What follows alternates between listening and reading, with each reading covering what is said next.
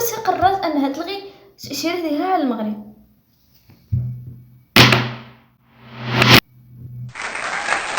نشوفوا واش هذا الخبر بصح ولا كذوب.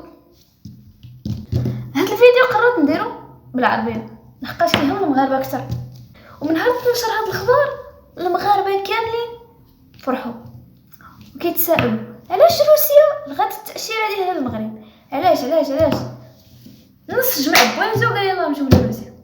من بعد ما كانت روسيا من بين اصعب الدول اللي ممكن تحصل على التاشيره ديالها.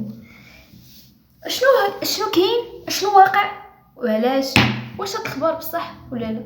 هادشي اللي غنشوفو في هذا الفيديو. من بعد ما اخبار وتقارير اعلاميه قالت ان روسيا اعلنت انها ناويه توسع قائمه الدول الافريقيه المستفيده من الدخول بدون تاشيره، ومن ضمنها المغرب. ومن بعض مصادر ومواقع الرحلات شارت أن هناك توجه نحو تسهيل التأشيرة أو إلغائها للمغاربة. لكن أيضا هناك مؤشر أن الخبر ما موثوقش 100%. علاش؟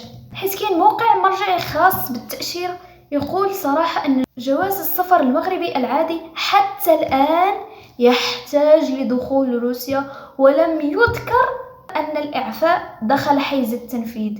بعض التقارير تحقق قالت أن الإعلان يتعلق بدراسة أو نية لإلغاء الفيزا، يعني ممكن يكون الإعفاء في مرحلة الاقتراح أو المفاوضة وليس تنفيذ فعلي.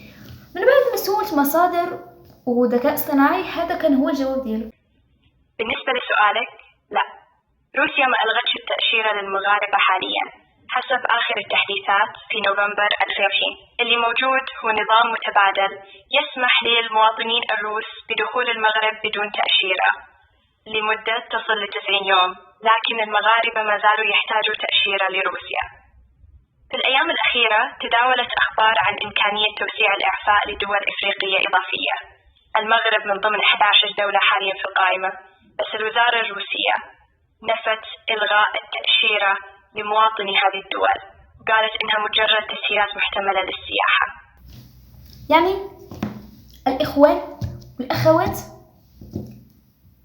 ممكن تكون هذا الخبر بصح وممكن تكون كذوب، وحتى إلا كانت بصح فراه القرار مازال ما تطبقش ومازال ما خرجش ومازال ما تنفذش، غير كيفكروا. وإلا كانوا كيفكروا غير كيفكروا. لو وصلتوا لهنا ما تنساوش سبسكرايب ولايك وكومنتار حلو مثلكم وتعليق زوين بحالكم وشير لاصحابكم. وهذا القناه ديالي على الانستا ما تنساوش ديروا فولو، وهذا الحساب ديالي في سناب شات ما تنساوش. الى وصلتوا هنا كنبغيكم بسلامه، ما تبقاوش تحمسوا بزاف.